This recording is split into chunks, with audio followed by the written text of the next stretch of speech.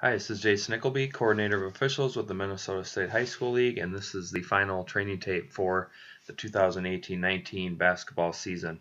Thanks to all of you for your efforts this season. Really appreciate how hard everyone works. It's been a tough year with travel, or tough month really, and just want to thank all of you for your efforts. Hopefully these plays have been helpful for you, trying to get on the same page, look at mechanics, philosophy, and how we handle certain plays in certain situations. Again, not picking on any one team, player, or official, just using plays to try to get better and get on the same page.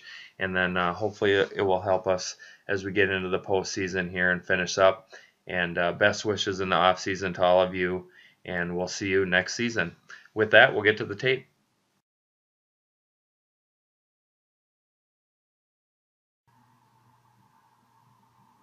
On this play, we'll have a throw-in on the bench side, and you'll notice that the ball handler gets possession, then goes into a dribble, and she dribbles well over 5 seconds and is subsequently called for a closely guarded 5-second violation by the trail. So let's talk about the rule first.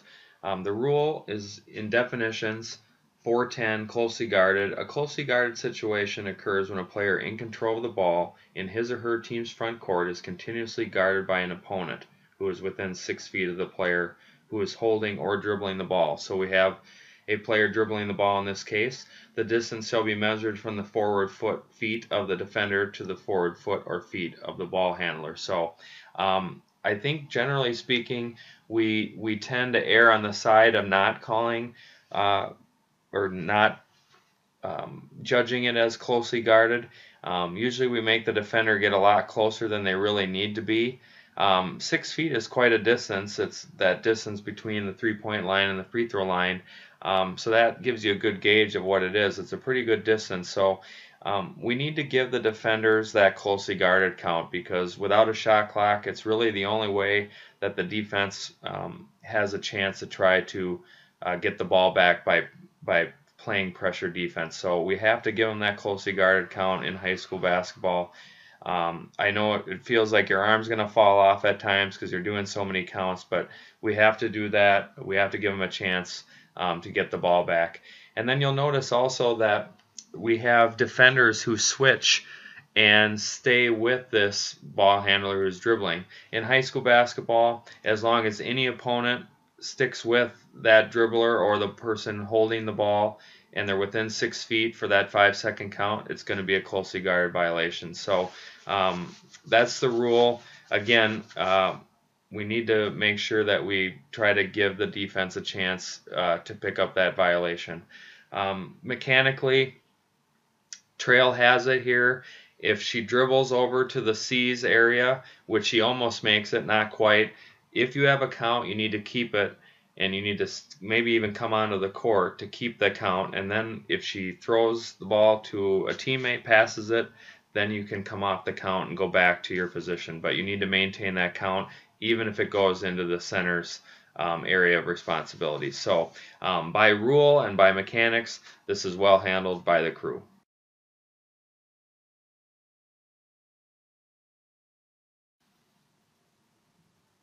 Okay, on this play we got a minute to go. Tight game, 2 possession. The team that's down has the ball. Deflected ball, subsequent loose ball foul called by the trail. So a couple things.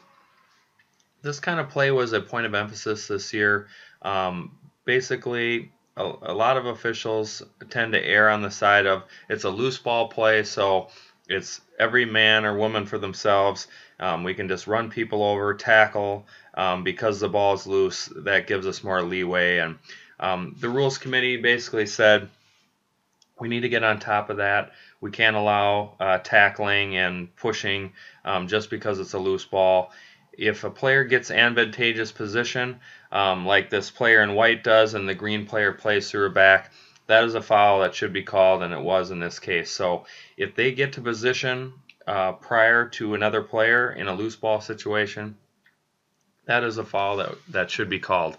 If they're even up and they're pressing shoulder to shoulder trying to get to the ball, or they're coming from opposite directions and they might collide, then we might have a no call in that situation. But in this case, the defensive player beats her to that spot, she should be rewarded with a foul if that other player plays through her back, as it is called in this situation. From a free throw perspective, just remember that if we have team control still, then we would have no free throws because we have a team control foul. Now in this case, that's the judgment of the officials. You have to decide, is it enough control when that defender comes and makes contact? If they just deflect the ball, we still have team control by the offense, which means we won't shoot free throws. If they actually get player control and thus team control by the defensive team, then we would have free throws in that case, and that's a judgment that the officials have to make. So just remember that when you have this kind of situation, talk about team control or not, whether it was lost or gained, and then also make sure that we don't allow players to play through other players trying to get to a loose ball, and it was properly called as a foul in this situation by the crew.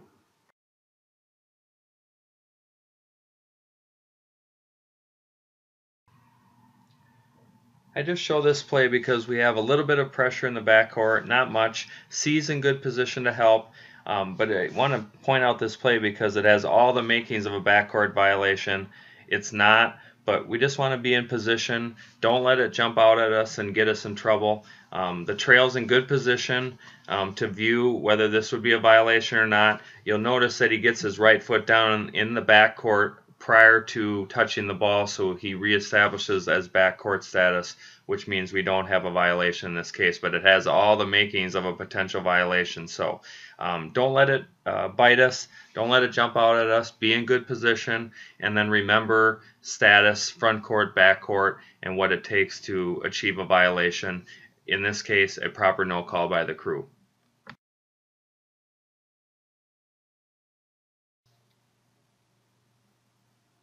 I wanted to show this play because it happens a couple times this season probably, where you have a shot and then it's deflected, ends up in the backcourt, and the offense ends up gaining possession. And it's almost certain that at least one time a year you're going to hear a coach, or probably mostly fans, asking for an over and back or backcourt violation on this play. And this is properly no called by the crew. Again, a reminder that when we have a shot attempt, that we have a loss of team control, which means if the ball is deflected and there's no possession gained at any point, then it's anybody's ball to get anywhere on the court. We're not going to have a backcourt violation because team control is lost. You can't have a backcourt violation if you don't have team control. Similarly, if this ball was an air ball and the offensive player went and tracked the ball down, it wouldn't be a traveling violation because we don't have team control. No team control means no player control, which means you can't travel. So just remember those definitions. Again, this is properly no called by the crew. They probably didn't occur to them that it was even an issue, but just a reminder about team control, player control, and status, and just make sure we're in good shape on that. Good job by the crew.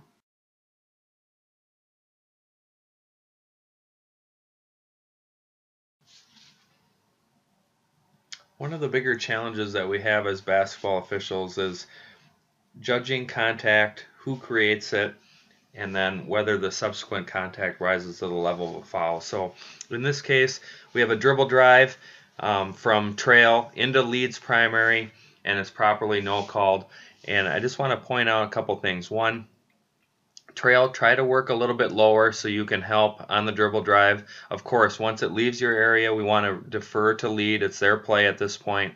And you'll notice that the offensive player, he gets by the defender, but the defender maintains his position and he slides to maintain that position. The offensive player jumps into him while making the shot, and this is properly no called. We don't want to penalize a defender who is in his own space and the offense goes into him or her and then give them a shooting foul in this case. So this is properly no called by the crew. Mechanically, trails try to work a little bit lower so you can help on the dribble drive, but once it goes away from you, we want the lead to take it. And then this is properly no called as the offense initiates the contact. So just be careful about rewarding offensive players when they're the ones initiating the contact, and we no call the play in this play as we properly should. Well done by the crew.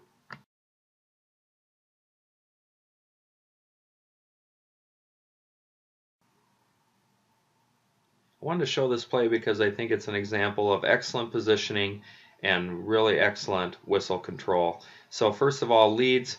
Remember, we're going to mirror the ball as the lead. If it's out here wide like it is in this case, then the lead should be out there. If it goes beyond the three-point line, we're not going to go that far. But in this case, notice that the lead works his way out to try to mirror the ball, which puts him in excellent position to view this play. And then subsequently, excellent whistle control. He allows the defensive player to make an excellent defensive play. That's a very nice block by 24, and we allow him to make that play. And we don't anticipate that a foul is going to occur. We let him make a good play. And the only reason that we can do that is because we're in excellent position. If we're out of position, then we might guess. In this case, we're in excellent position, and we make an excellent no call. Well done.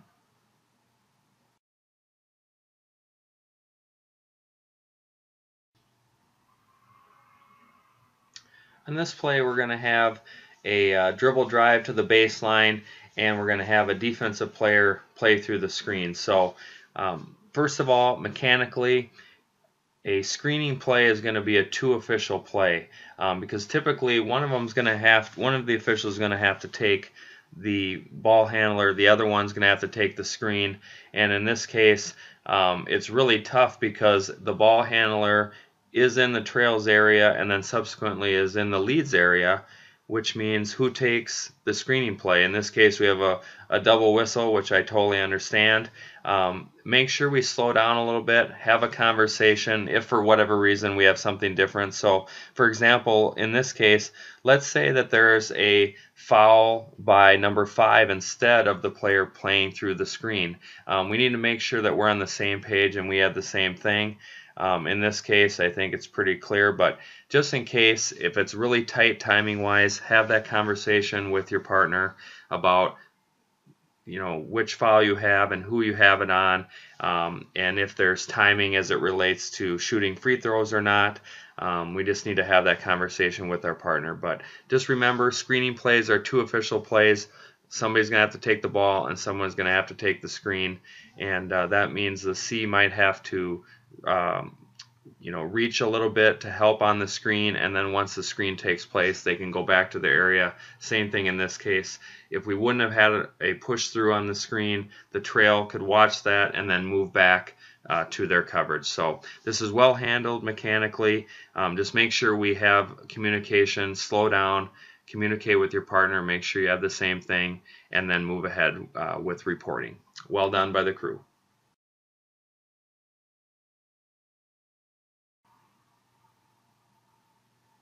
On this play, the player at the free throw line is going to try to dribble drive to the lane line nearest the bench, and then he'll do a spin move back to the middle of the paint where he'll make contact with a secondary defender.